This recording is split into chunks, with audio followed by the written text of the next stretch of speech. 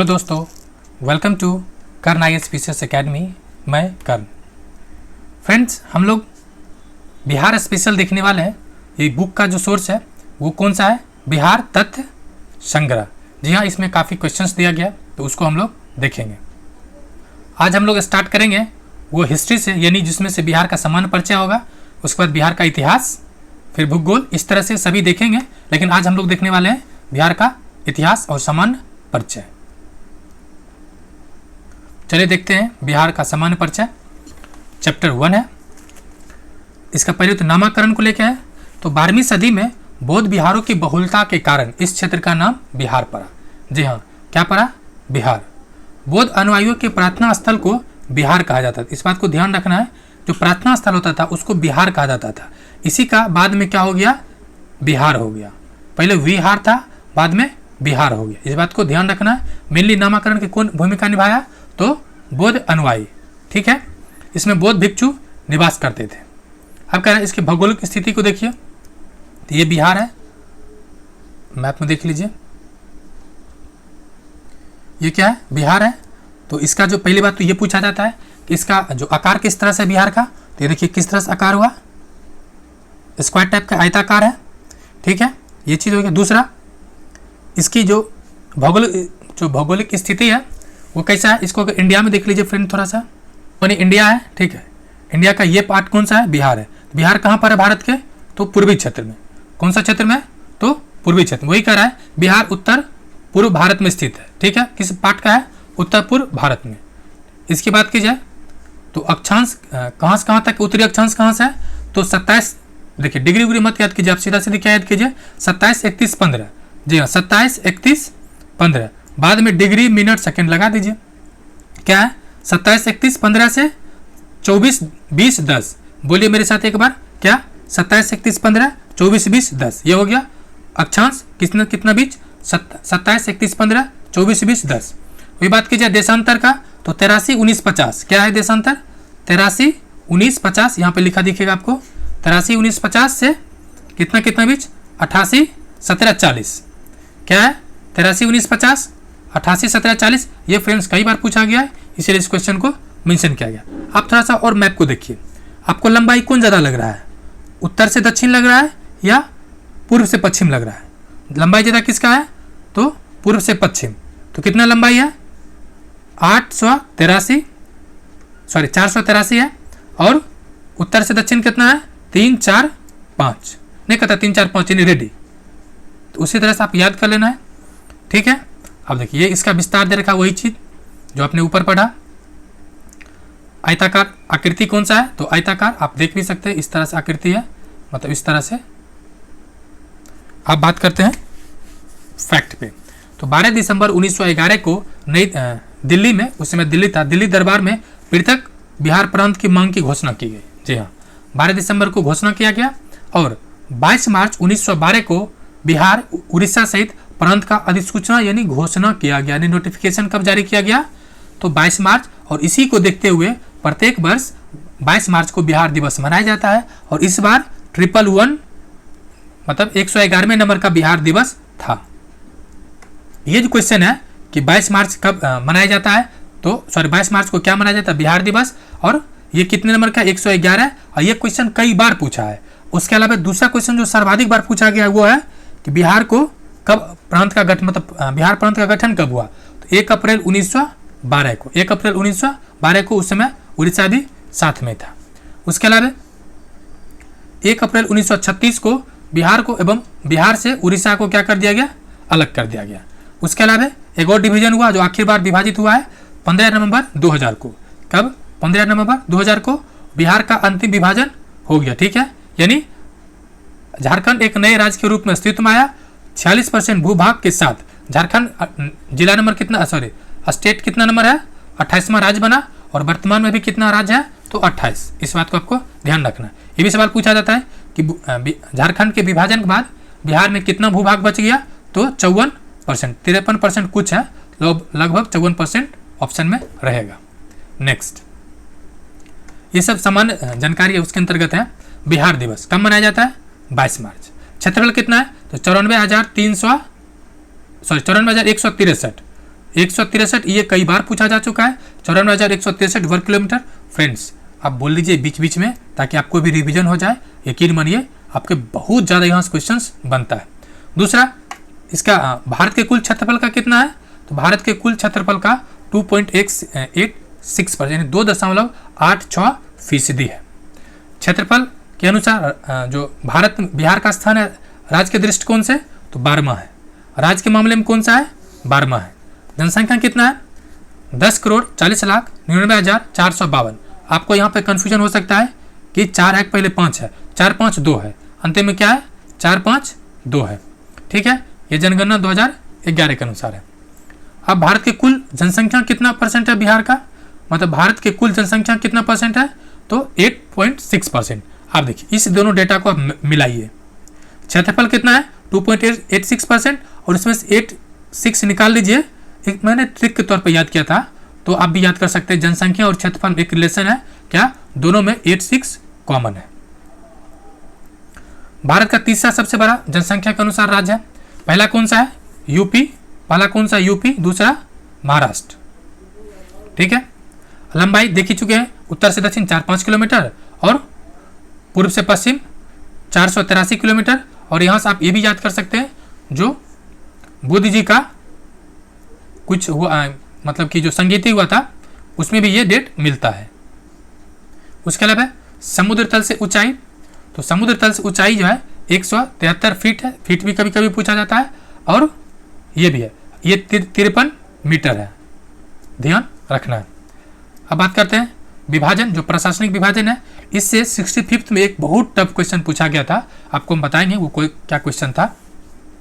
तो प्रमंडल कितना है? 9। जिला कितना? 38। और जितना जिला है आखिरी जिला कौन सा है? अरवल। अनुमंडल कितना है? 101।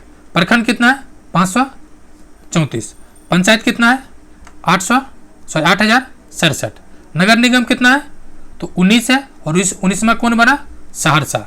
नगर परिषद 88 और नगर पंचायत 154। टोटल जोड़ दीजिए, ये तीनों मिला कितना हुआ ये आपको कमेंट करके बताना। फ्रेंड्स कभी कभी कमेंट भी कीजिए, उससे चीज़ें याद रहता है। अब बात करते हैं विधायिका। तो पुलिस जिला कितना है बिहार में? 40 है।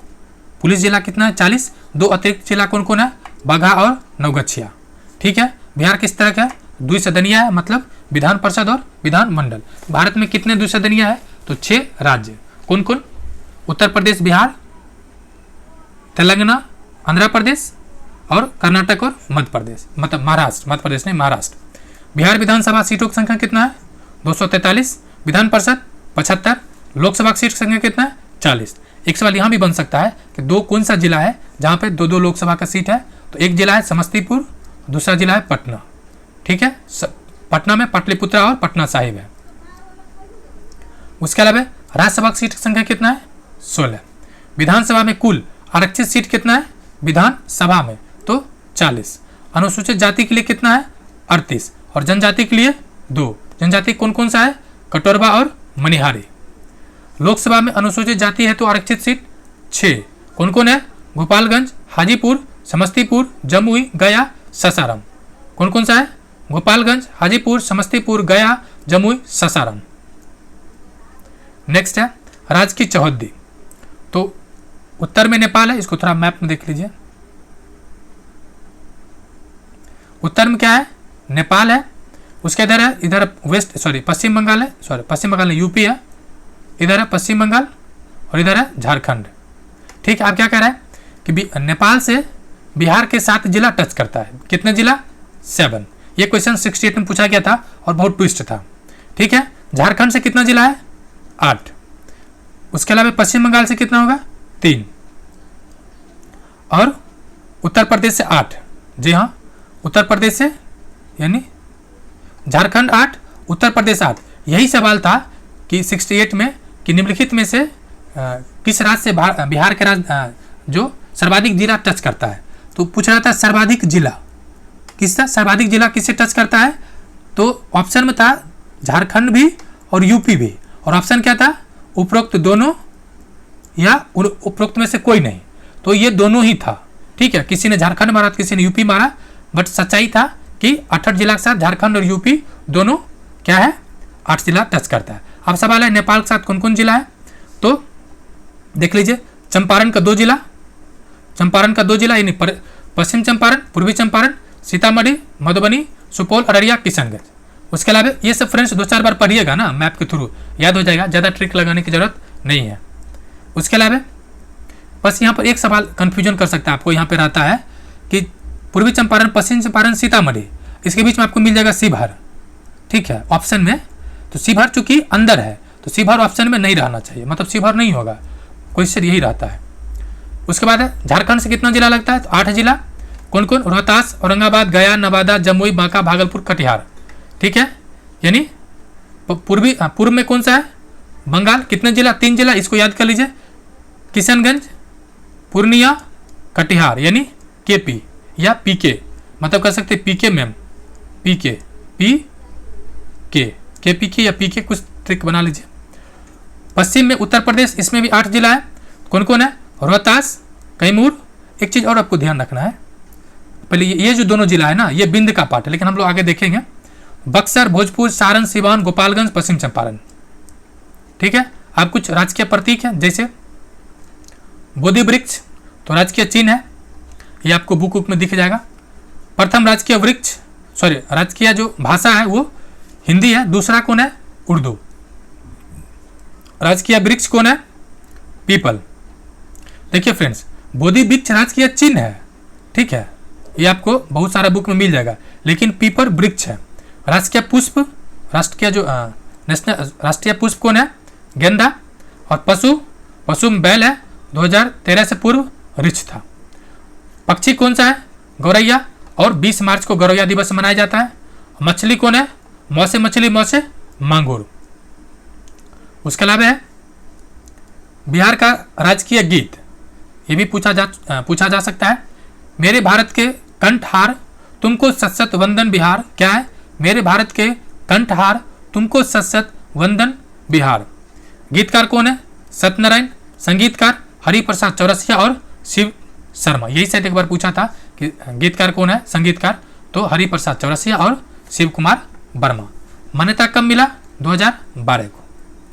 बिहार राज्य का प्रार्थना गीत कौन है, मेरे रफ्तार पर सूरज की किरण नाच करे, मेरे रफ्तार पर सूरज की किरण नाच करे। हाँ फ्रेंड्स, आप लोग के पास भी मौका है शिक्षक बहाली में, अपने रफ्तार को धार दीजिए, अपनी गति को बढ़ाइए, और अंतिम जो मुकाम है, अंतिम मुकाम नहीं बल्कि पहला मुकाम में एक शिक्षक बनना है, उसको प्राप्त कर सकते हैं। अब बात करते हैं जिला, इसको मैप में थ्रू देखेंगे, बट अभी देख लेते हैं फैक्ट में। सारण जो प्रमंडल है उसमें कितना जिला है, 3। ऐसे कितने प्रमंडल है जिसमें 3-3 जिला है, तो 3 प्रमंडल है, सारण, दरभंगा और कोसी। इसमें कितने जिला है, SD, इसमें कितने जिला है, 3-3। तो ये भी सवाल भविष्य में बन सकता है। एक सवाल और देख लीजिए इसी से, तो कितने प्रमंडल, इसमें 6-6 जिला है, 2 प्रमंडल, मुंगेर और पटना, यानी पटना और मुंगेर में 6-6 जिला है। और सबसे कम जिला किस में है, तो भागलपुर में। कौन कौन है, भागलपुर और बांका, जो अंक का मैदान था ये इसी प्रमंडल का पार्ट है, ठीक है। ये भी आपको ध्यान रखना है। तो 3 सवाल यहाँ से बन गया। पहली बात तो सर्वाधिक जिला किस प्रमंडल में, आपको ऑप्शन रहेगा पटना और मुंगेर। अगर पटना रहा, एक रहता तो ठीक है, लेकिन डबल रहा तो आपको ध्यान से पढ़ना है, क्योंकि 68 में ऐसा पूछा जा चुका है। दूसरा, सबसे कम किस में है, तो भागलपुर में। कितने जिला, 2। अब चलते हैं, नहीं फ्रेंड्स, तिरहुत में भी 6 जिला है, सॉरी 6 जो है तिरहुत में भी है, पटना और मुंगेर, यानी 3 प्रमंडल है जिसमें 6 जिला है, और 3 प्रमंडल जिसमें 3-3 जिला है। सबसे कम जिला कौन हो गया, 2, भागलपुर में। अब चलिए देखते हैं सारण, मतलब सारण में कौन जिला है, सारण, सिवान, गोपालगंज। तिरहुत में 6 जिला है, कौन कौन है, पश्चिम चंपारण, पूर्वी चंपारण, मुजफ्फरपुर, वैशाली, सीतामढ़ी, शिवहर। दरभंगा में 3 जिला है, कौन कौन, दरभंगा, मधुबनी, समस्तीपुर। कोसी में तो कोसी, सुपौल, मधेपुरा। पूर्णिया में 4 जिला है, अररिया, किशनगंज, पूर्णिया, कटिहार। पटना में 6 जिला है, पटना, नालंदा, भोजपुर, बक्सर, कैमूर, रोहतास। ये भोजपुर कौन है, तो आरा वाला, आरा भोजपुर जो है, आरा। मगध में 5 जिला है। ये जो मगध है ना फ्रेंड्स, ये प्रशासनिक डिवीजन है। आप जो मगध पढ़े इतिहास में जब पढ़ने वाले हैं वो अलग है, तो उसको इसको कंपेयर नहीं करना है। गया, औरंगाबाद, नवादा, जहानाबाद, अरवल। मुंगेर में कौन सा है? 6 जिला। कौन कौन? तो देखिए बेगूसराय, लखीसराय और खगड़िया। उसके अलावा मुंगेर, जमुई, शेखपुरा। भागलपुर में 2 जिला है। अब इसी चीज को हम लोग मैप में देखते हैं। ठीक है, सबसे पहला कौन था? सबसे छोटा वाला कौन हुआ? तो सबसे छोटा जो है वो इस इलाका में कौन सा? भागलपुर। कितना जिला? 2। फ्रेंड्स आप देखिए और थोड़ा आप भी बोलने मने मन कोशिश कीजिए ताकि चीज़ें याद हो जाए। ठीक है, उसके अलावा 3 जो प्रमंडल है जिसमें 6 जिला है, तो कौन कौन है? मगध, उसके अलावा पटना और तिरहुत। ठीक है, और दूसरा जो है 3 प्रमंडल जहाँ पे 4 जिला है, सॉरी 3 जिला है, तो वो कौन सा है? दरभंगा, कोसी और सारण। यानी एकमात्र जो पूर्णिया प्रमंडल है, ठीक है, पूर्णिया जो इलाका है, इसी में एकमात्र क्या है? 4 जिला है जो पश्चिम बंगाल से सटा हुआ है। एक जो सवाल मैंने बोला था, बहुत ट्विस्ट सवाल था, वो ये सवाल था कि गंगा नदी बिहार के किस प्रशासनिक जोड़े से जाता है। ठीक है, तो किस प्रशासनिक जोड़े से जाता है? थोड़ा उल्टा बन गया।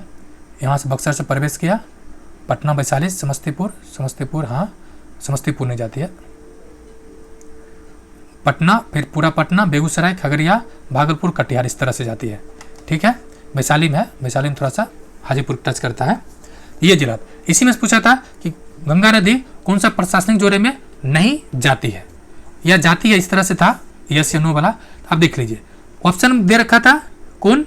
तो ऑप्शन दे रखा था ये सुपौल वाला, नहीं कोसी वाला, इसमें तो नहीं जाती है। ये पूर्णिया वाला में जाती है, भागलपुर वाला में जाती है, मुंगेर वाला में जाती है, पटना वाला में जाती है, और ऑप्शन था मगध। ठीक है, इस तरह से आपको ध्यान रखना है। ये भी क्वेश्चन बन चुका है, हल्के क्वेश्चन ये भी बन चुका है। बिहार में गंगा कितने जिला से टच करती है? और एक और सवाल बना था कि पटना कितना जिला से टच करता है।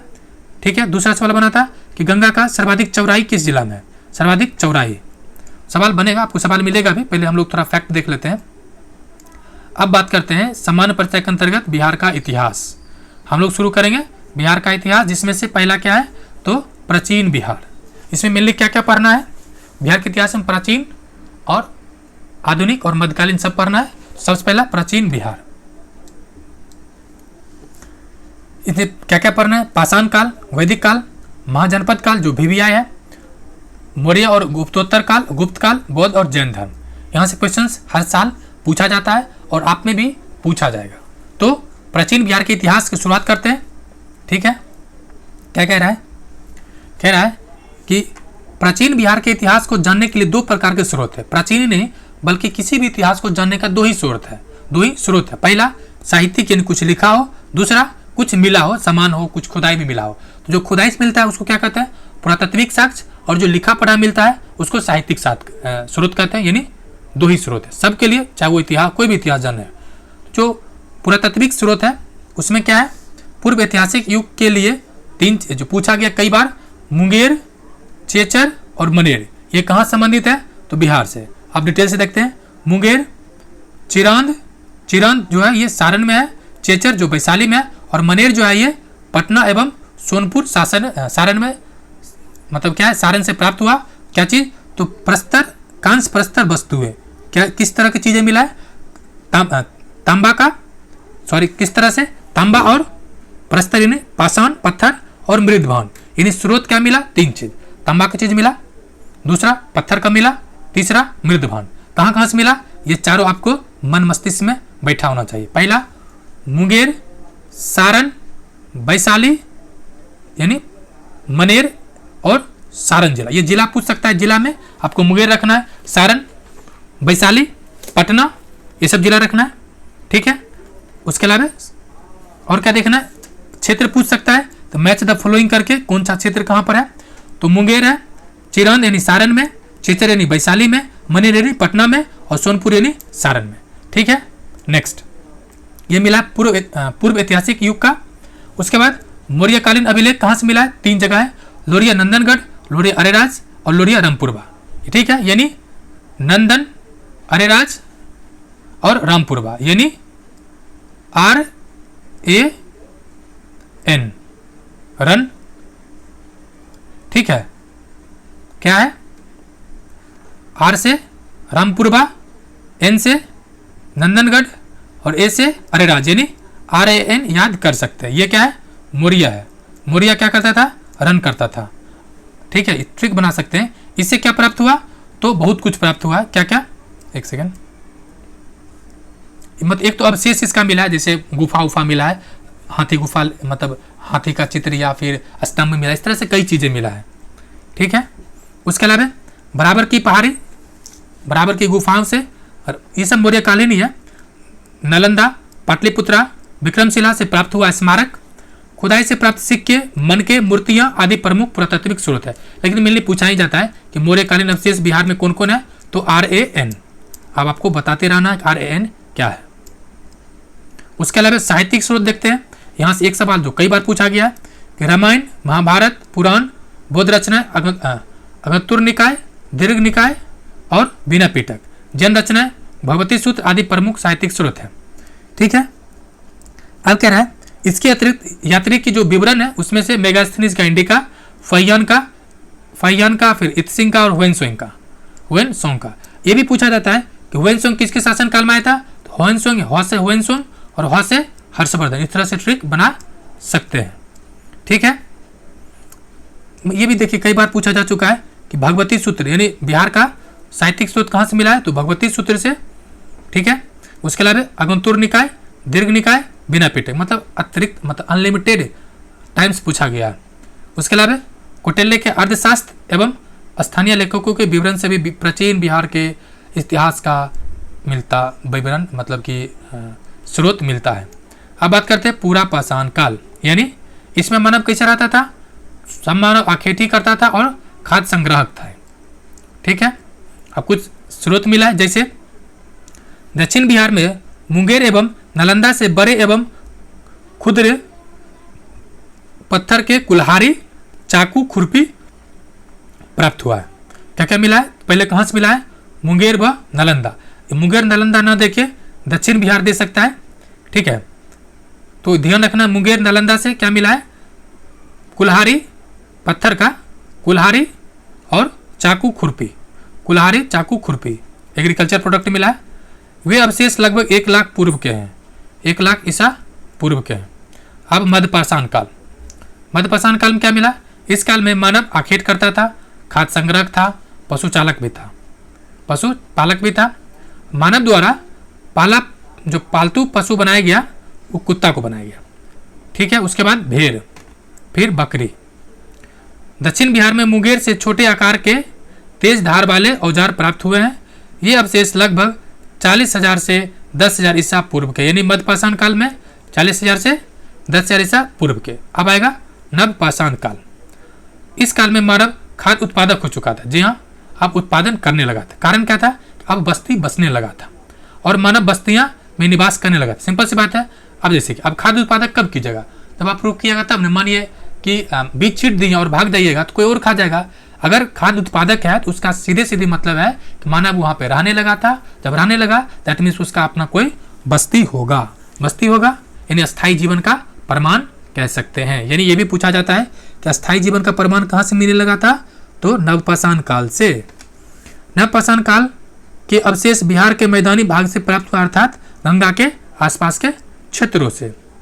जैसे सारण के चिरौंद से, चेचर यानी वैशाली से, मनेर यानी पटना से, सनुआर ये कहाँ है? रोहतास से पत्थर एवं हड्डी के औजार प्राप्त हुए हैं। उसके अलावा कैमूर की पहाड़ी, नवादा एवं जमुई से गुफा प्राप्त हुआ है। सब चूंकि गुफा कब प्राप्त होगा? जब आदमी रहने लगा था। ये अवशेष लगभग 2500 ईसा पूर्व से है। नेक्स्ट किसका है? ताम्रपाषाण काल। चिरौंद, चेचर, सोनपुर, ताराडीह, मनेर, सनुवार आदि से ताम्रपाषाण काल के अवशेष भी मिले। सिंपल सी बात है, अगर नवपाषाणिक आदमी जो रहा होगा वो बाद में भी रहा ही होगा तो नवपाषाणिक तो मिलेगा ही। और जो बाद में जो काल आया यानी ताम्रपाषाण काल, वहाँ भी वो लोग वास कर रहे थे, इसलिए ताम्रपाषाण की भी चीज़ें वहाँ से मिला है। इस काल में पत्थर के औजार के अतिरिक्त, चूंकि अब आदमी बहुत दिन से वहां रहने लगा है तो धीरे धीरे उसमें अपना विकसित करने लगा। जब विकास करा तो तम्र पत्थर का औजार तो मिल ही रहा था, लेकिन इसके अतिरिक्त तम्र उपयोग के भी प्रमाण मिले हैं। ये लगभग कब से कब तक था? तो ये 1000 ईसा पूर्व से। अब बात करते हैं वैदिक काल। ठीक है, आर्यों द्वारा स्थापित सभ्यता को वैदिक सभ्यता कहा जाता है और ये ग्रामीण सभ्यता था। ये कौन सा सभ्यता था? तो ग्रामीण सभ्यता था। इस सभ्यता का इतिहास वेदों पर आधारित है। जी हाँ, क्योंकि लिखा पढ़ा जाता नहीं था तो मौखिक ही था, जो बोल बोल के सुनाया जाता था। वैदिक सभ्यता को 2 पार्ट में विभाजित किया जाता है, पूर्व वैदिक काल और उत्तर वैदिक काल। पूर्व वैदिक काल में किसका निर्माण हुआ था? तो ऋग्वेद का, और उत्तर वैदिक काल में बाकी तीनों वेद का निर्माण हुआ है। वेदों की संख्या कितना है? 4। वेद संख्या कितना है? 4। 3 वेद हुआ उत्तर वैदिक काल में, 3 वेद उत्तर वैदिक काल, 1 वेद हुआ पूर्व वैदिक काल में निर्माण। चलिए देखते हैं क्या है। तो पूर्व वैदिक काल या ऋग्वैदिक सभ्यता का विस्तार बिहार में नहीं था। पहला पॉइंट, यानी ये सवाल पूछा जाए कि ऋग्वैदिक सभ्यता का साक्ष्य बिहार से कहाँ प्राप्त हुआ है, क्योंकि बिहार में था ही नहीं तो फिर प्राप्त होने का कोई सवाल ही नहीं था। जैसे आप लोग सीरियस पढ़वे नहीं कीजिएगा, सफलता क्या मतलब है? सफलता होने का कोई सवाल ही नहीं है। इसलिए be patience and need to be continue अपने वर्क को। ठीक है, उत्तर वैदिक काल में आर्यों का विस्तार गंडक नदी के तट पर बिहार के क्षेत्र में हुआ था। जी हाँ, ये सवाल कई बार पूछा गया है कि आर्यों का विस्तार उत्तर वैदिक काल में कहां तक हुआ था? तो गंडक नदी के पास तक। ठीक है, नेक्स्ट, बिहार के भौगोलिक क्षेत्र की प्रथम चर्चा।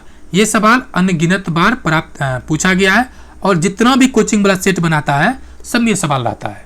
क्या है? बिहार के भौगोलिक क्षेत्र की प्रथम चर्चा शतपथ ब्राह्मण यानी लगभग 800 ईसा पूर्व की रचना में मिलती है। ठीक है, इसमें बिहार की चर्चा विधेय के रूप में किया गया है, जो तिरहुत मिथिला क्षेत्र को दर्शाता है। कौन सा? तो जो पश्चिम चंपारण वाला पार्ट है, पश्चिम चंपारण जिला वाला, पूर्वी चंपारण, ये जो क्षेत्र है ये तिरहुत है। इसमें जिला कितना था फ्रेंड्स? ऊपर देखा था 6 जिला, और 3 प्रमंडल कौन था? इसमें 6 जिला है तो पटना, एक सेकेंड, पटना, तिरहुत और मुंगेर। ठीक है, कौन कौन है? पतनम, पोता, पतम, ये 3 जिला है जहां पे, 3 प्रमंडल है जहां पे जिलों की संख्या कितना है? 6। फ्रेंड्स, अगर कोई सवाल आपसे पूछा जा रहा है ना तो आप अपने मन में रिकॉल कीजिए। यकीन मानिए ये बहुत ज़्यादा कारगर होता है और एग्जाम में जाइएगा ना ये चीज़ आपको याद आएगी। अब कह रहा है ऋग्वेद में बिहार को कीकट एवं व्रत शब्द से संबोधित किया गया। हालांकि ये तो अभी तक नहीं पूछा गया है कीकट एवं व्रत शब्द, लेकिन पूछा जा सकता है ऋग्वेद में।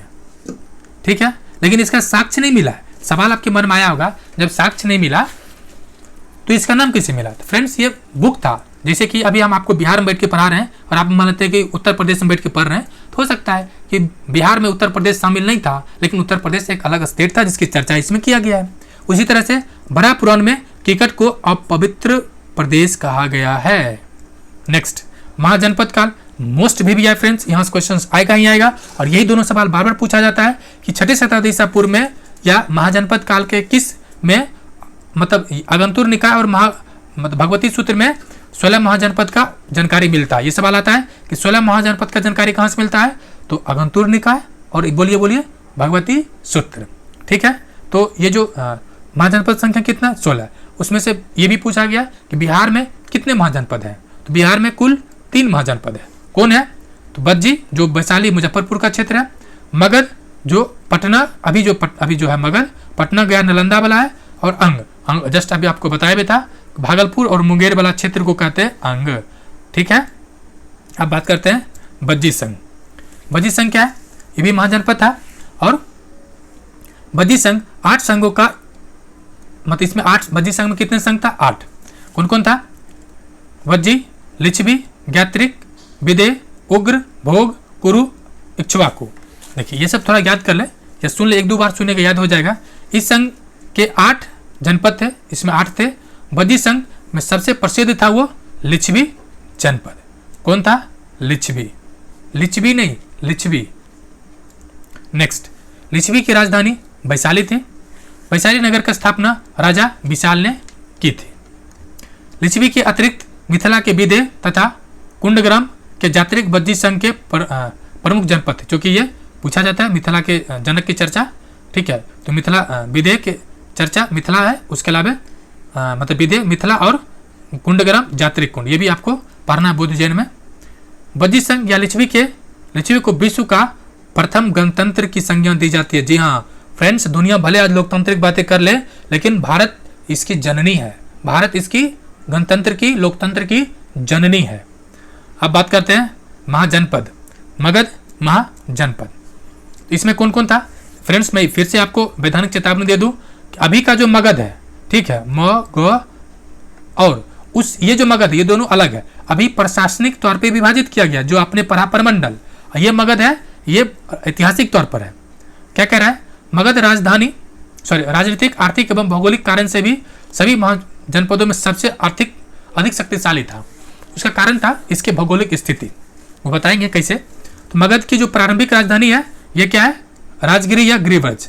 यह 5 पहाड़ियों से घिरा हुआ था। जी हाँ, ये 5 पहाड़ियों से घिरा हुआ था, ये इसकी विशिष्टता था, क्योंकि उस समय पहाड़ पे अभी भी देखिए कि कोई भी आक्रमणकारी कभी भी ये जो हिमालय से चढ़ के नहीं आता है। पूरे इतिहास आपने पढ़ा होगा, लेकिन कोई भी आक्रमणकारी कभी भी ये नहीं सुनेंगे कि हिमालय पार करके आए। जी नहीं, क्योंकि हिमालय को पार करना लगभग असंभव है सामान्य तौर पर, उस समय तो और भी था। इसीलिए ये क्या था, काफी महत्वपूर्ण था। ये सवाल 66 में पूछा गया था कि मगध की पहली राजधानी क्या था, और पहला ऑप्शन पे था पाटलिपुत्र, मतलब पाटलिपुत्रा था। ठीक है, तो बहुत कोई मार दिया मगध की पहली राजधानी पाटलिपुत्रा, चूंकि इसमें राजगिरी दिया ही नहीं था, तो दिया नहीं था, ज्यादा दिमाग लगा दिया गया। ज्यादा दिमाग मतलब गलती। आपको ध्यान रखना है, जैसे प्रथम पूछे तो आपको पहले खोजना है क्या राजगिरी है, नहीं, गिरिब्रज है, नहीं, तब वो अन्य है या उपरोक्त में से कोई नहीं है, तो जी हाँ, इसको ध्यान रखना है। मगध का विस्तार मुख्यतः पटना से गया क्षेत्र में हुआ था। ठीक है, नेक्स्ट, मगध एवं अंग महाजनपद का सर्वप्रथम वर्णन कहाँ मिलता है, तो अथर्ववेद में। ये भी सवाल कई बार पूछा गया है। अब बात करते हैं अंग महाजनपद का। अंग महाजनपद का विस्तार भागलपुर एवं मुंगेर के क्षेत्र में था। अंग की राजधानी था चंपा। ठीक है, अंग के अंतिम शासक बृहद्रथ को हराकर मगध शासक बिंबिसार ने अंग को मगध में मिलाया। यह भी पूछा जाता है कि किसने मगध को अंग में मिलाया, अंग को मगध में मिलाया, मतलब अंग को मिलाया किसने मगध में, तो बिंबिसार। किसको हराकर, बृहद्रथ को हराकर। अब बात करते हैं मगध के उत्कर्ष। मगध की स्थापना बृहद्रथ ने की थी। बृहद्रथ का पुत्र जरासंध इस वंश का सबसे प्रतापी या प्रसिद्ध शासक था। जरासंध को भीम ने द्वंद्व युद्ध में पराजित कर, आप ये महाभारत में देखे होइएगा, ठीक है, उसका वध किया। इसका वर्णन महाभारत में मिलता है। ठीक है, मगध की प्रारंभिक राजधानी राजगिरी 5 पहाड़ियों से घिरा हुआ एक सुरक्षित क्षेत्र था। मगध उर्वर भूमि, नदियों की उपलब्धता, खनिज एवं वन संसाधन की उपलब्धता के कारण आर्थिक रूप से काफी संपन्न था। संपन्नता क्यों था, तो ये तो उर्वर भूमि था। दूसरा, उर्वर भूमि क्यों था, क्योंकि यह यहाँ पे बहुत ज्यादा नदी है। उसके अलावा पहाड़ी इलाका था, तो खनिज संसाधन से भी संपूर्ण था। ठीक है, अब देखिए बृहद्रथ की वंश की अंतिम शासक कौन था, रिपुंजय। कौन था, रिपुंजय। अब बात करते हैं जो वंश के तौर पे प्रथम वंश है, वो मतलब मान्यता प्राप्त वंश जो है वो हर्यक वंश। फ्रेंड्स, इसमें से मैं आपको PYQ, बिहार से रिलेटेड जो भी PYQ है उसको भी मैं कवर कर दे रहा हूं, इसलिए आपको चिंता करने की बातें नहीं है। अब बात करते हैं हर्यक वंश। कालखंड कब से कब तक है, तो 544 से 412 ईसा पूर्व। कब से कब तक है, 544 से 412 ईसा पूर्व। इस वंश की स्थापना बिंबिसार ने 544 ईसा पूर्व में की थी। किसने किया, बिंबिसार। ये भी सवाल पूछा कई बार पूछा गया कि मगध वंश का संस्थापक कौन था, बिंबिसार। बिंबिसार को मगध का वास्तविक संस्थापक माना जाता है। जी हाँ, यही सवाल कई बार पूछा गया है कि मगध वंश का प्रथम नहीं बल्कि वास्तविक संस्थापक कौन था, तो बिंबिसार। ठीक है, बिंबिसार ने विवाह नीति द्वारा अपना साम्राज्य विस्तार को प्रश्रय दिया। ये मतलब क्या कहना चाह रहा है, मतलब ये कहना चाह रहा है कि जैसे अब मैंने चार से अलग अलग विवाह कीजिएगा तो 4 क्षेत्र में आपका ससुराल होगा, मतलब 4 क्षेत्र से आपका जान पहचान होगा। यही चीज़ क्या करता है बिंबिसार, क्योंकि ये बहुत कूटनीतिक तौर पे बहुत कुशल व्यक्ति रहता है। अपने जो आधार है राज विस्तार का, उसको विवाह की नीति को अपनाया। ठीक है, उसकी पहली पत्नी कौशला देवी कौशल राजकुमारी थी। इसके विवाह से दहेज में उसे काशी मिला, यानी उत्तर प्रदेश का जो काशी है वो विवाह मिला था। उसकी दूसरी पत्नी चेलना या चेलना है, चेलना लिच्छवी के राजा चेटक की पुत्री थी। ये सवाल कई बार पूछा गया है। इस तरह सवाल है कि मतलब चेलना जो है वो राजा चेटक की बहन थी। ऑप्शन क्या रहेगा? बहन। प्रीवियस ईयर में एक्चुअली ये गलत है, बहन नहीं थी बल्कि पुत्री है। क्या है? पुत्री है। उसके अलावा इसकी तीसरी जो पत्नी थी ये क्षेमा थी, और ये क्षेमा कहाँ है? तो मध्य की राजकुमारी थी, यानी पंजाब की थी। यानी देखिए उत्तर प्रदेश, पंजाब और बिहार में ये एक नीति अपनाया, क्या? विवाह नीति, और तीनों को अपने में मिला लिया। नेक्स्ट, बिंबिसार ने अवंती के शासक क्या नाम है? चंद प्रदोत के साथ मैत्री संबंध स्थापित किया। बिंबिसार चंद प्रदोत के उपचार के लिए अपने राज वैद्य जीवक को भेजा। यह भी सवाल पूछा गया था कि राज वैद्य जीवक को कहाँ भेजा गया था।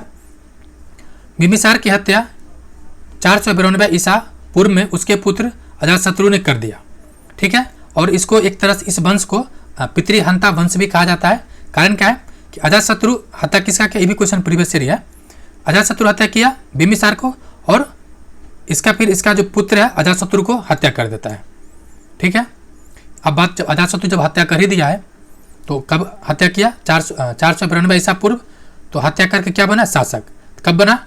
492 ईसा पूर्व से 60 ईसा पूर्व तक। बिंबिसार के बाद हर्यक वंश का शासक बना। ठीक है, उसका वास्तविक नाम क्या था? कुनिक। यह भी सवाल पूछा गया है। बिंबिसार एवं कौशला देवी की मृत्यु के बाद कौशल के राजा प्रसेनजीत ने काशी वापस ले लिया। जी हाँ, क्या करता है? ये भी मैच द फॉलोइंग में आएगा कि एक सवाल है कि मगध का शासक कौन है? अजातशत्रु, और कौशल नरेश कौन है? प्रसेनजीत। ये भी सवाल आ जाएगा, मतलब आया हुआ है। उसके बाद क्या रहा? वापस ले लिया, जिस कारण प्रसेनजीत का संघर्ष अजातशत्रु से हुआ। अतः अंततः अजातशत्रु ने प्रसेनजीत को पराजित कर काशी अधिकार कर लिया। यानी कह सकते हैं काशी वापस तो लिया किसने? प्रसेनजीत, कौशल नरेश प्रसेनजीत, लेकिन उसको पुनः अजातशत्रु वापस ले लिया। यानी काशी किसने जीता? तो काशी मतलब एक तो मिला किसको? जीता सिर्फ अजातशत्रु ने, लेकिन मिला था किसको? बिंबिसार को भी। नेक्स्ट, बाद में अजातशत्रु का विवाह प्रसेनजीत की पुत्री वजीरा से हो गया। जब पुत्री से विवाह हो गया तो फिर संबंध मधुर हो गया। अजातशत्रु ने बज्जी संघ एवं मल्लों को पराजित किया था। जी हाँ, अजातशत्रु ने क्या किया? बज्जी संघ और मल्लों को पराजित किया। अजातशत्रु प्रारंभ में जैन धर्म को मानता था, बाद में उसने बौद्ध धर्म को अपना लिया। ये काफ़ी ज़्यादा इंटरेस्टिंग है। बाद में क्या करता है? बौद्ध धर्म को अपना लेता है। और इससे रिलेटेड एक और सवाल बनता है जो आपको ज्योग्राफी का है, क्या कि पूर्व से पश्चिम की लंबाई कितना है? 483 किलोमीटर।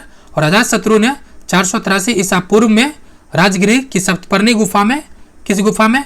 राजगिरी की सप्तपर्णी गुफा में प्रथम बौद्ध संगीति का अनावरण या आयोजन किया। ठीक है, क्या कहिएगा? कैसे रिलेट करना है कि उत्तर से दक्षिण की लंबाई कितना है? उत्तर से दक्षिण तो 345 किलोमीटर, और पूर्व से पश्चिम है 483 किलोमीटर। सिंहल अनुश्रुति के अनुसार 460 ईसा पूर्व में उदयन ने अपने पिता अजातशत्रु को हत्या कर देता है। यानी पहले पुत्र ने हत्या किया, फिर उसके पुत्र ने हत्या कर दिया। यानी बिंबिसार, अजातशत्रु और उदयन, ये तीनों पितृहंता में आता है। उदयन ने अपनी राजधानी राजगिरी से पाटलिपुत्रा को स्थानांतरित किया। यानी यह भी सवाल बनता है कि पटना को किसने राजधानी पहली बार बनाया? तो पाटलिपुत्रा को किसने बनाया? तो उदयन ने। अब चूंकि पटना क्या बहुत सुरक्षित है, कैसे? सोन गंगा एवं गंडक के संगम पर स्थित है। ठीक है, यानी अभी जो आपको सोन दिख रहा होगा दूर चला गया है। एक समय था जो अभी पाटलिपुत्रा स्टेशन है, अभी वर्तमान का पटना का, वो वहां से कभी सोन नदी बहती थी। ठीक है, और गंडक तो अभी है ही, तो जेपी सेतु जो है उसके पास। अब कह रहा है उदयन के 3 पुत्र, कौन? अनिरुद्ध, मुंडक और नागदशक। नागदशक ने इस वंश का अंतिम शासक, ये भी पूछा जाता है कि हर एक वंश का अंतिम शासक कौन है? तो नागदशक। दूसरा वंश कौन है? शिशुनाग वंश। इसको फ्रेंड्स हम लोग नेक्स्ट वीडियो में कवर करेंगे। तब तक के लिए आप चैनल को लाइक करें, चैनल को सब्सक्राइब करें, वीडियो को लाइक एंड शेयर करें। वीडियो देखने के लिए आपको बहुत बहुत धन्यवाद एंड जय हिंद फ्रेंड्स।